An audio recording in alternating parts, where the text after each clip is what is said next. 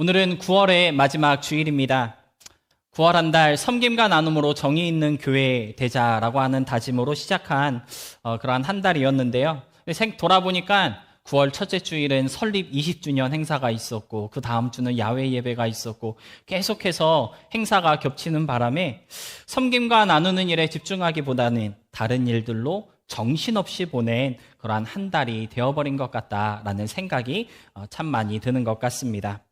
하지만 그럼에도 불구하고 섬기고 나누는 일에 최선을 다해야 한다라는 그 진심에는 여전히 변함이 없는 것 같은데요.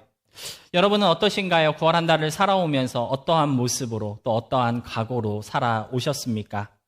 섬기고 나누는 그 일, 정말 그리스도인이라고 한다면 우리가 당연히 힘써야 되는 일인데 누가 알아주건 또는 알아주지 않건 좀 마땅히 힘써야 할 그 일에 계속해서 힘을 쓰며 최선을 다해 나아가는 우리 모두가 될 수 있었으면 좋겠고요.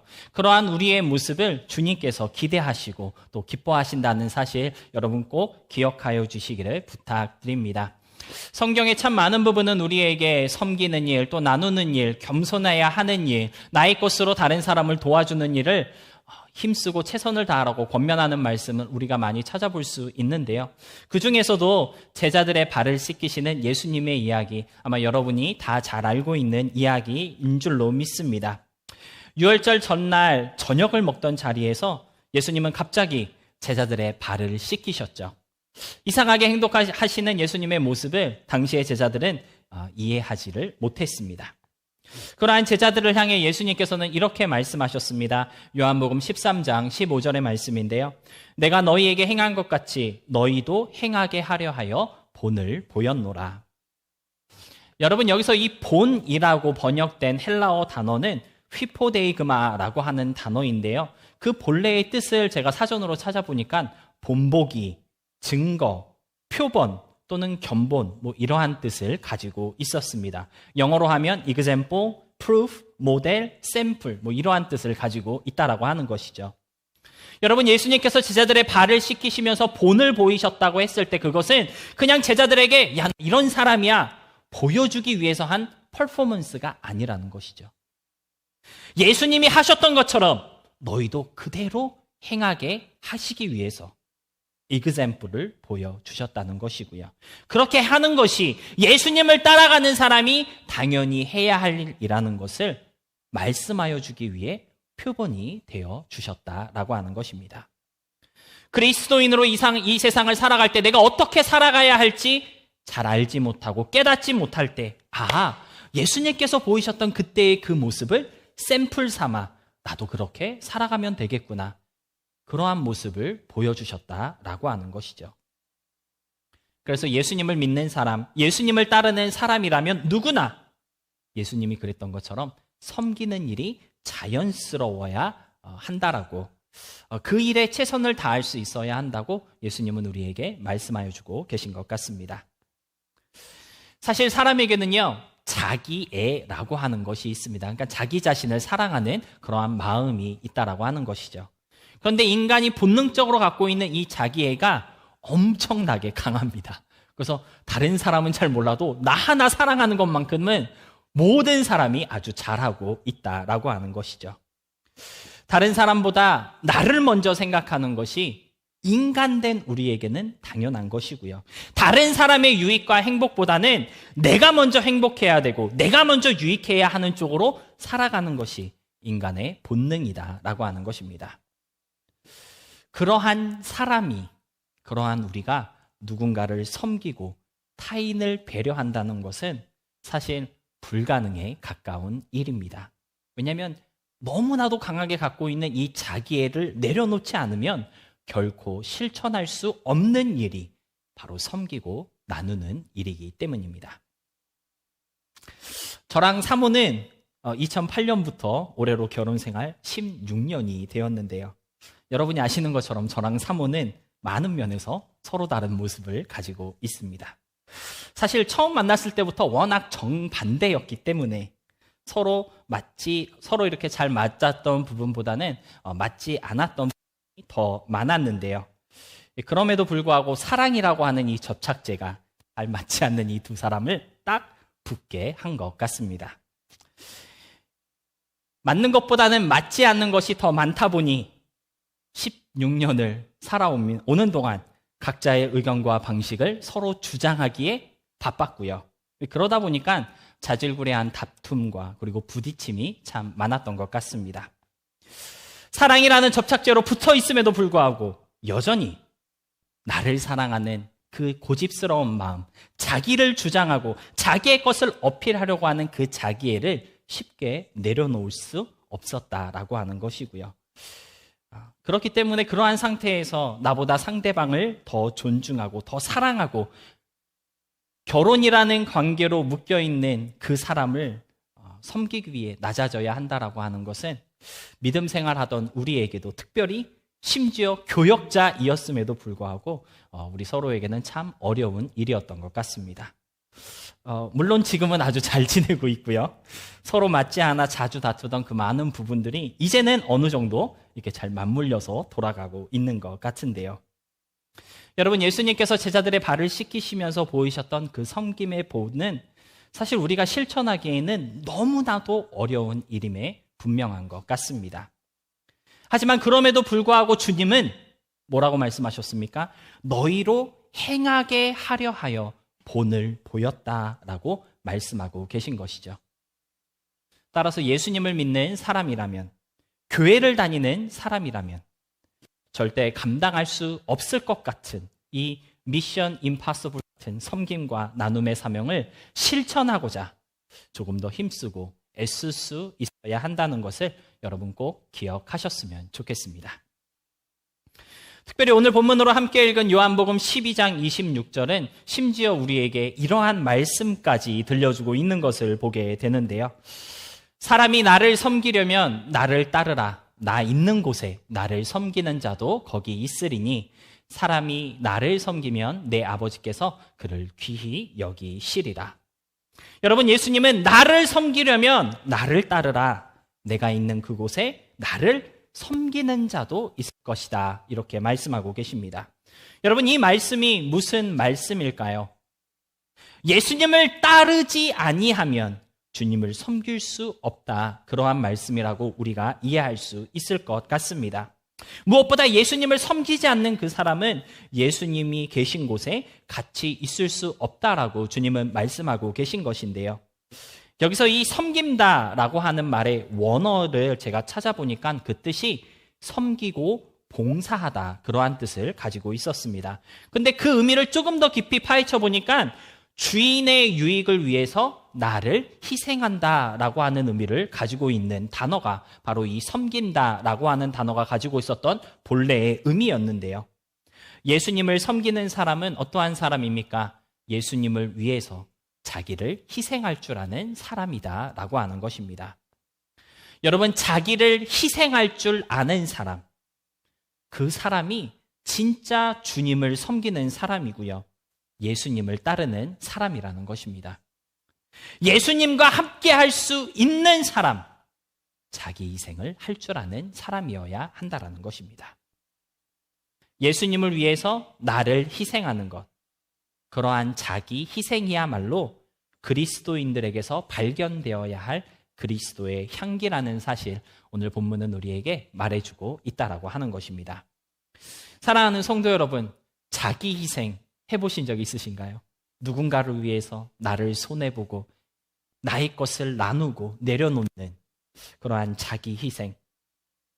주님을 위해서 나의 생각과 판단, 나의 것이라고 주장하던 그 모든 것들을 하나님 앞에 내려놓고 포기해 보신 적이 혹시 있으십니까?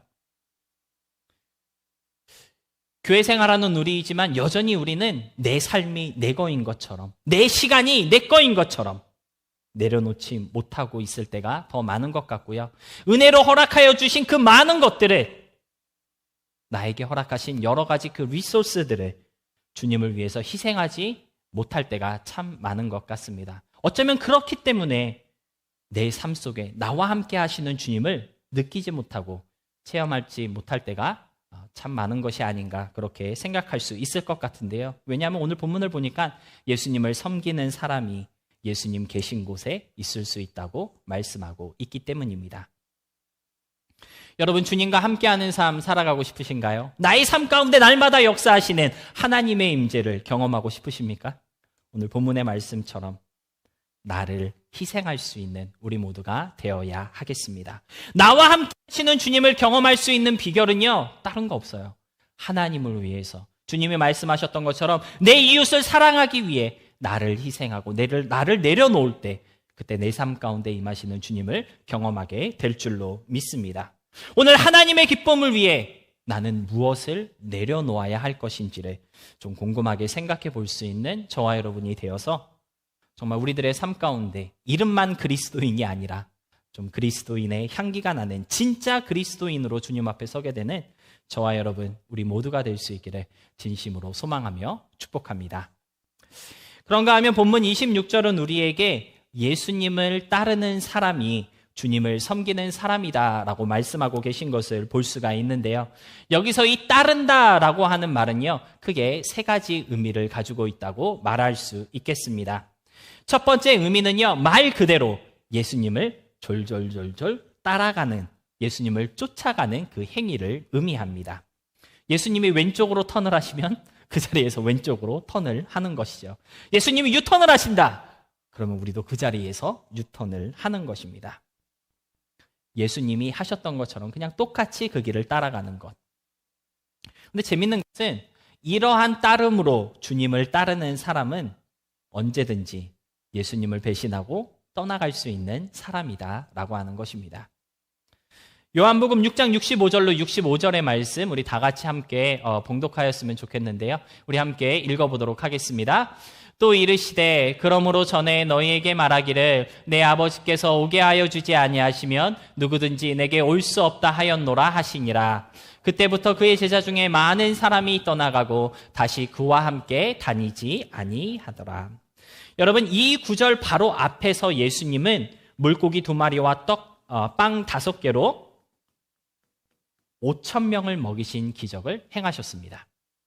그 기적을 체험한 수만 명의 사람들이 예수님이 어디로 가시든지 그 뒤를 몰려다니며 예수님을 따라다녔는데요. 그런 사람들을 보고 예수님은 말씀하셨습니다. 아버지께서 나에게 오게 하여 주지 아니하시면 누구도 내게 올 수 없다라고 이 한마디를 하셨는데요. 어떻게 됐습니까? 그때부터 그의 제자들 중에서 많은 사람이 떠나가고 다시는 그와 함께 다니지 아니하였다라고 성경은 오늘 우리에게 말씀하고 있는 것입니다. 여러분, 누구든지 예수님을 졸졸졸 따라다닐 수는 있습니다. 그것도 따름이라고 말할 수 있다라고 하는 것이죠. 하지만 그러한 따름에는요, 섬김이 없습니다. 자기 희생이 없다라는 것이죠. 그저 예수님 가는 곳에 쫓아만 다니는 것입니다. 어떻게 보면 오히려 자기 유익을 위해서 예수님을 쫓아다니는 사람들의 그 따라다님, 그것도 따라다님이라고 오늘 성경은 우리에게 말해주고 있는 것입니다. 요한복음 6장 24절로 26절의 말씀 바로 앞구절인데요. 우리 함께 읽어보도록 하겠습니다.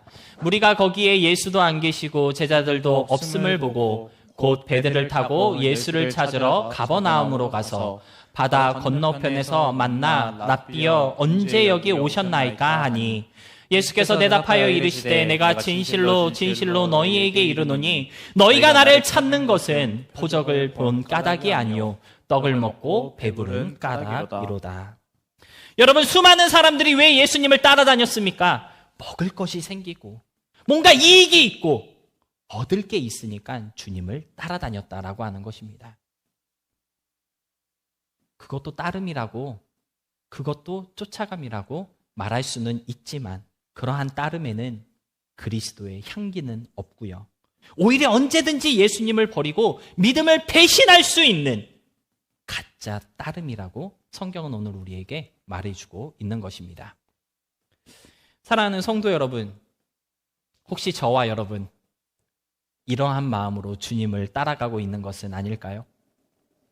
나에게 뭔가 좋은 일이 있어야 주님을 따라가고 나에게 뭔가 기쁘고 행복한 감정을 주셔야지만 예수님을 기뻐하고 사랑하는 모습, 뭔가 내 삶이 잘 풀리고 잘 될 때에는 열심히 신앙생활하지만 반대로 문제와 어려움을 만날 때에는 불평과 원망을 주님 앞에 늘어놓는 그러한 믿음. 언제든지 예수님을 떠나갈 수 있는 잘못된 따름이라는 것을 여러분 잊지 마시고, 이러한 따름이 꼭 저와 여러분의 삶 가운데 있다면 이것을 좀 벗어낼 수 있는 우리 모두가 되어야 하겠습니다. 두 번째로, 따른다는 말의 의미는요, 예수님을 닮아간다라는 뜻이 있습니다. 한번 따라해 보시기 바랍니다. 예수님을 닮아간다. 무슨 말입니까? 예수님의 성품을 닮아가고 예수님의 인격을 닮아가고 그의 말투와 그의 행동을 나의 삶 가운데 적용하는 그러한 삶. 그것이 바로 예수님을 따라가는 삶이라는 것입니다. 앞에서 우리는 막연하게 주님을 따라다니던 수많은 사람들을 봤습니다. 자기 이익과 계산대로 먹을 것이 있으니까 예수님을 쫓아갔던 사람들의 모습을 같이 함께 살펴보았는데요. 근데 바로 그 뒷구절에서 예수님은 그의 제자들에게 이렇게 질문하셨습니다. 앞구절과 연결해서 요한복음 6장 65절로 69절까지 다시 함께 보도록 하겠습니다. 또 이르시되 그러므로 전에 너희에게 말하기를 내 아버지께서 오게 하여 주지 아니하시면 누구든지 내게 올 수 없다 하였노라 하시니라. 그때부터 그의 제자 중에서 많은 사람이 떠나가고 다시 그와 함께 다니지 아니하더라. 예수께서 12제자에게 이르시되 너희도 가려느냐? 시몬 베드로가 대답하되 주여 영생의 말씀이 주께 있사오니 우리가 누구에게로 가오리이까? 우리가 주는 하나님의 거룩하신 자이신 줄 믿고 알아싸움나이다. 여러분, 12명의 제자들은 어떤 사람들이었습니까? 어떤 이익이나 목적이 있어서 예수님을 따랐던 사람들이 아니었습니다. 영생의 말씀을 따라 예수님을 쫓아갔던 사람들, 그들이 바로 12명의 제자들이었습니다. 그들은요, 예수님이 떡을 주기 때문에 쫓아다녔던 것이 아니에요. 예수님 옆에 있으면 뭔가 좋은 일이 생기고 신기한 일을 경험할 수 있기 때문에 예수님을 따라다닌 것이 아니었다라는 것입니다. 예수님의 입에서 나오는 그 말씀이 하나님의 말씀인 줄 알았고 그 말씀이 생명의 말씀이라는 사실을 믿고 따랐던 사람들이 바로 12명의 제자들이었다는 것이고요. 그러한 믿음이 있었기 때문에 다른 사람들처럼 예수님을 떠나지 않았던 것입니다. 나의 이익이 아니라 영생의 말씀, 주가 하나님이심을 믿고 따라갔던 이 제자들, 어떻게 되었을까요? 마태복음 26장 69절로 74절 말씀입니다. 함께 읽어보겠습니다. 베드로가 바깥들에 앉았더니 한 여종이 나와 이르되 너도 갈릴리 사람 예수와 함께 있었도다 하거늘 베드로가 모든 사람 앞에서 부인하여 이르되 나는 내가 무슨 말을 하는지 알지 못하겠노라 하며 안문까지 나아가니 다른 여종이 그를 보고 거기 있는 사람들에게 말하되 이 사람은 나사렛 예수와 함께 있었도다 하며 베드로가 맹세하고 또 부인하여 이르되 나는 그 사람을 알지 못하노라 하더라. 조금 후에 곁에 섰던 사람들이 나와 베드로에게 이르되 너도 진실로 그 도당이라 내 말소리가 너를 포명한다 하거늘 그가 저주하며 맹세하여 이르되 나는 그 사람을 알지 못하노라 하니 곧 닭이 울더라. 여러분, 예수님을 배반했던 베드로의 그 처참한 모습을 보여주는 성경 구절인데요. 근데 재밌는 것은 무엇입니까? 영생의 말씀이 주께 있다 고백하며 열심히 예수님을 따라다녔던 베드로는요, 자기도 모르는 사이에 예수님을 닮아가고 있었다는 것입니다. 십자가의 죽음을 앞에 두고 재판을 받고 계신 예수님을 보면서 죽음의 공포에 주를 모른다고 부인해야 했던 그 순간에 그러한 처지에 놓여 있는 베드로는요, 자기도 모르게 예수님을 닮아버린 자신의 말투를 감출 수 없었다는 사실을 마태복음 26장은 우리에게 보여주고 있다라고 하는 것입니다. 여러분, 예수님을 따른다는 것은 바로 이런 것을 의미한다고 볼 수 있겠습니다. 예수님의 성품을 닮아가고 예수님의 성격을 닮아가고 그의 말투와 행동을 닮아가는 것. 그래서 나도 모르게 예수님처럼 말하게 되고 예수님처럼 행동하게 되는 것. 그래서 나를 보는 사람마다 마치 예수님을 보는 듯하고 예수의 향기를 맡게 하는 것. 주님께서 우리에게 말씀하고 계신 따름이라는 것입니다. 여러분, 예수님을 섬기는 사람은 예수님을 따라가는 사람입니다. 여러분이 교회 다닌다고 예수님을 따르는 사람이 되는 거 아니고요. 주일에 나와 예배 드렸다고 그리스도인 되는 거 아니라는 것입니다. 여러분, 진짜 그리스도인은 누구입니까? 예수님의 성품과 인격을 닮아가고 예수님의 말투와 행동을 닮아가는 사람. 그 사람이 진짜 그리스도인이며 그 사람이 진짜 주님을 섬기는 사람입니다. 그렇다고 예배 안 나와도 된다는 말 아니라는 거 아시죠? 교회 안 다녀도 된다는 말 절대 아닙니다. 웃으시는 분들이 있는데 아싸 속으로 그랬으면 안 됩니다. 여러분, 교회는요, 우리가 닮아가야 할 예수님을 배우고 또 연습하는 곳입니다. 예배는요, 그 하나님을 향한 우리의 진실된 마음을 주님 앞에 고백하며 찬양하는 행위인 것이죠.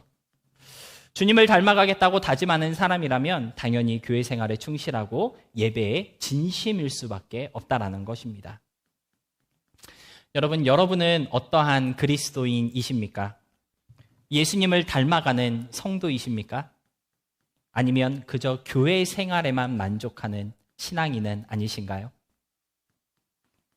진정으로 주님을 섬기는 사람은 예수님을 닮아가는 사람이라는 사실 잊지 마시고요. 예수님 닮았네 라고 하는 소리를 좀 들을 수 있는 그런 저와 여러분이 될 수 있었으면 좋겠습니다. 마지막으로 세 번째, 다른 말의 의미는요, 예수님과 운명을 같이 한다는 뜻입니다. 한번 따라해 보시기 바랍니다. 예수님과 운명을 같이 한다. 너무 어려운 표현일 것 같은데 쉽게 얘기하면요, 예수님이 기뻐하실 때 같이 기뻐하는 것, 예수님이 슬퍼하실 때 같이 슬퍼한다는 것입니다. 예수님이 기도하신 것처럼 똑같이 기도하는 것, 예수님이 십자가를 지셨던 것처럼 나도 내 십자가를 지는 것, 그것이 바로 따라감이라는 것이죠. 특별히 오늘 본문은 바로 이런 관점의 따라감이 저와 여러분에게 있어야 한다는 메시지를 우리에게 들려주고 있는데요. 여러분, 저와 여러분이 따라가야 할 예수님의 운명은 어떠한 것이었을까요? 우리 본문으로 함께 읽은 요한복음 12장 24절 다시 함께 보도록 하겠습니다. 내가 진실로 진실로 너희에게 이르노니 한 알의 밀이 땅에 떨어져 죽지 아니하면 한 알 그대로 있고 죽으면 많은 열매를 맺느니라. 여러분, 사실 이 말씀은 십자가에서 자신의 모든 것을 다 내어주시고 희생하신 예수님의 그 사역을 미랄로 설명하고 있는 것인데요. 조금도 남김없이 온전히 죽으신 예수님으로 인해 수많은 새 생명의 역사가 일어난 사실을 오늘 본문은 우리에게 말씀하고 있습니다. 그런데 예수님은요, 바로 이것이 우리가 따라가야 할 예수님의 운명이라고 우리에게 알려주고 계신 것입니다. 다시 말해 예수님을 섬기고 예수님을 사랑하는 사람이라면 주님이 그랬던 것처럼 자신을 온전히 내어줄 수 있는 사람이 되어야 한다라고 하는 것이고요. 주님이 자신의 십자가를 지셨던 것처럼 자기 십자가를 지고 주님을 따를 수 있는 사람이 되어야 한다고 말씀하여 주고 있다라고 하는 것입니다. 마태복음 10장 38절은 저와 여러분이 너무나도 잘 알고 있는 말씀일 것입니다. 마태복음 10장 38절에서 주님은 자기 십자가를 지지 않는 사람, 그는 절대로 주님을 따를 수 없는 사람이라고 알려주고 있습니다. 그러한 사람은 주님께 합당하지 않다라고 우리에게 말씀하고 계신데요. 왜 그렇습니까? 예수님을 섬기고 그를 따르는 사람은요, 예수님의 운명을 공유하는 사람이기 때문입니다. 예수님이 그랬던 것처럼 자기 십자가를 지는 사람이 되어야 한다라는 것입니다.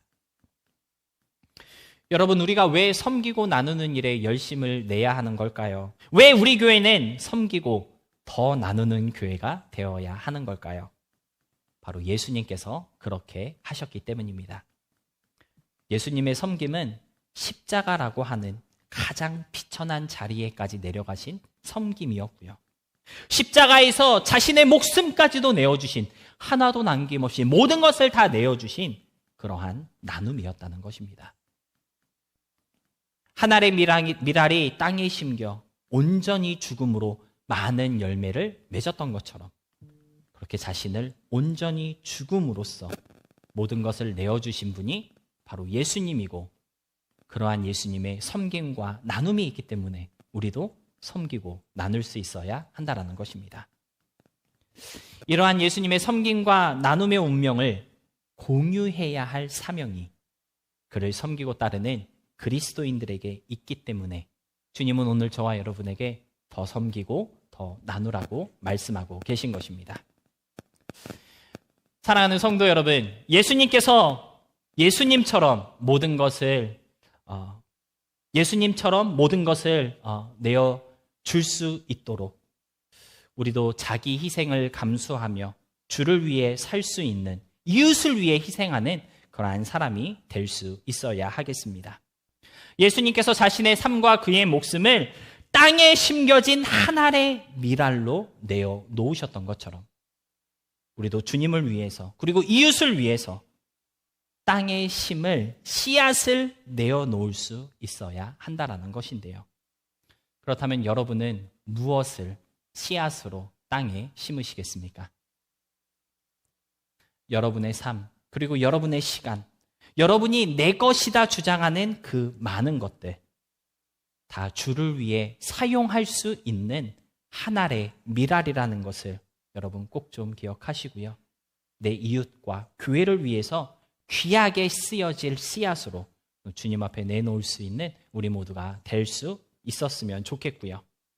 그러므로 말미암아 한 알의 밀알처럼 썩어지는 삶으로 주님 앞에 나아갈 수 있는, 주님을 닮아가는 삶을 살아가는 우리 모두가 될 수 있기를 진심으로 소망하며 축복합니다. 말씀을 정리하겠습니다. 예수님을 사랑하고 그를 섬기며 무엇보다 그분을 따라가는 것이 정말 그리스도인들이 해야 할 가장 기본적인 일임에도 불구하고, 근데 문제는 그게 말처럼 그렇게 쉽지 않다라고 하는 것을 우리는 이미 잘 알고 있습니다. 하지만 그럼에도 불구하고 그렇게 살아가기를 힘쓰고 애쓰는 것이 진짜 그리스도인의 삶이라고 오늘 성경은 우리에게 말해주고 있습니다. 그런데 놀라운 사실이 하나 있습니다. 오늘 본문 26절에서 발견됐는데요. 다시 함께 보겠습니다. 사람이 나를 섬기려면 나를 따르라. 나 있는 곳에 나를 섬기는 자도 거기 있으리니 사람이 나를 섬기면 내 아버지께서 그를 귀히 여기시리라. 예수님을 섬기는 사람, 예수님을 따르는 사람, 그 사람을 하늘 아버지께서 귀하게 여기신다고 오늘 성경은 말씀하고 있습니다. 여러분, 귀히 여기신다라는 이 말씀 영어로 찾아보니까요, honor 이렇게 표현하고 있었습니다. 사실 이 honor라고 하는 단어에는요, 두 가지 뜻이 있습니다. 헬라어로 찾아보니까 두 가지 뜻이 있었는데요. 첫 번째 뜻은 당신의 행위를 기억한다라고 하는 뜻이 있었고요. 두 번째는요, 값을 정한다는 뜻이 있었습니다. 다른 말로 하면 받은 그대로 돌려준다, 그러한 뜻이 있다라고 하는 것이죠. 여러분, 하나의 밀알로 주를 위해 바쳐진 여러분의 삶의 그 모든 것들 주님께서 대갚아 주신다라고 오늘 성경은 우리에게 약속하고 있는 것입니다. 여러분이 주님 앞에 드린 시간, 여러분이 주님 앞에 드린 열정, 여러분의 것으로 여러분이 가지고 있는 그 리소스를 주님 앞에 드릴 때 주님이 그냥 받고 입 닦는 게 아니라 대갚아 주신다라고 하는 것이죠. 근데 재밌는 것은 무엇입니까? 대갚아 주시는 예수님의 계산 방법이 우리가 생각하는 계산 방법과 조금 다르다는 것입니다. 어떻게 대갚아 주실까요? 누가복음 6장 38절입니다. 주라 그리하면 너희에게 줄 것이니 곧 후이되어 누르고 흔들어 넘치도록 하여 너희에게 안겨주리라. 여러분, 하나 드렸다고 주님이 하나로 대갚아 주시는 것이 아니라는 것입니다. 하나를 드리면 하나보다 더 많이 누르고 흔들려서 눈물 만들고 차고 넘치도록 계속 부어서 그렇게 대갚아 주시는 것이 하나님의 계산법이다라고 하는 것입니다. 하늘의 밀알을 땅에 심었지만 많은 것으로 추수하게 하시는 것처럼 하나님을 위해서 그리고 이웃과 교회를 위해서 나의 것을 심고 나누어 줄 때 하나님께서는요, 누르고 흔들어 넘치도록 다시 우리에게 대갚아 주신다고 성경은 말씀하고 있는데요. 이것이 하나님이 우리의 섬김과 나눔을 귀하게 여겨주시는 방법이라는 것입니다. 따라서 사랑하는 성도 여러분, 주님을 위해 나의 것을 사용하는 것, 주를 위해 주님 앞에 나의 것을 드리는 것에 있어서 인색하지 마시기 바랍니다. 마음껏 나누시고요, 마음껏 섬기시기 바랍니다. 쪼잔하게 할 필요가 없다라는 것이죠. 여러분이 드리는 것보다 훨씬 더 많은 것을 주님께서 넘치도록 풍성하게 채워주신다는 사실 여러분 기억하시기 바랍니다. 또 다른 의미에서 이 귀히 여기신다는 말씀은요, 기억하신다라고 하는 뜻이 있습니다. 여러분의 그 섬김을, 그 나눔을 한 알의 밀알처럼 온전히 죽어 희생된 그 모든 것들을 잊지 아니하신다라고 하는 것이죠. 여러분, 누가 기억한다는 것입니까? 하늘 아버지께서, 하나님께서 기억하신다는 것입니다. 제가 설교를 준비하면서 상상해 봤습니다. 하나님이 기억하신다. 아, 되게 좋은데 어떻게 기억하시는지 내가 알까? 여러분 한번 상상해 보시기 바랍니다. 언젠간 우리가 주님 앞에 서게 될 텐데, 언젠간 우리가 천국에서 하나님을 만나게 될 텐데, 그때 주님께서 와, 그때 너 그 섬김, 그 희생 진짜 멋있었다. 나 하나도 까먹지 않고 다 기억하고 있어. 너무 잘했다. 너무 멋졌어. 이렇게 칭찬하여 주신다는 것을 여러분 한번 상상해 보시기 바랍니다. 아마도 예수님을 믿는 우리에게 있어서 그것보다 더 영광스럽고 더 충만한 만족은 또 없겠다라고 생각이 드는데요. 오늘 설교 찬양으로 해같이 빛나리라고 하는 조금 옛날 찬양을 준비했는데, 그 찬양 중에 그러한 고백이 있습니다. 주님이 기억하시면 족하다. 여러분의 섬김과 나눔, 주님을 위하여 희생한 그 모든 것, 하나님이 기억하고 계십니다. 주님이 잊지 않으셨고요. 잘했어. 착하고 충성된 종아. 이렇게 위로해 주신다는 사실 여러분 기억하시고, 하나님의 기쁨에 참여할 소망을 두고 계속해서 섬기고 나누는 일에 열심 낼 수 있는 우리 모두가 될 수 있었으면 좋겠습니다. 이 한 주를 살아가는 우리 모두의 삶이 예수님처럼 한 알의 밀알로 사는 삶이 될 수 있기를 축복합니다. 예수님의 희생이 무수한 생명의 역사의 씨앗이 되었던 것처럼 우리의 섬김과 나눔을 통해 크고 놀라운 일들이 일어날 수 있었으면 좋겠고요.